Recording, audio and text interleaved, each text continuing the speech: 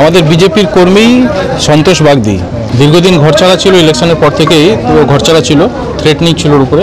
আজকেই বাড়ি গেছিল সকালে জামা প্যান্ট নিয়ে আসার জন্য, এক কাপড়ে চলে এসেছিল বলে নতুন জামা কাপড় নিয়ে চলে আসবে এই জন্য।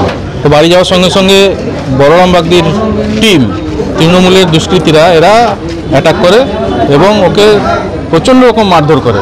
তো মারধর করার পরে যখন ওকে হসপিটালে নিয়ে আসছিল, তখন হসপিটাল আসার পরে ওকে আবার আটকে রাখে যাতে টেস্ট যাতে না হয় সেই ব্যাপারে ওকে যা কাউন্সিলিং করার ওদের স্টাইলে সেগুলো করে তৃণমূল পার্টি অফিসে নিয়ে গিয়ে ওকে ধমকি টমকি দিয়ে তারপর ওকে ওর মা আর একটা টোটো দিয়ে ছেড়ে দিয়েছে।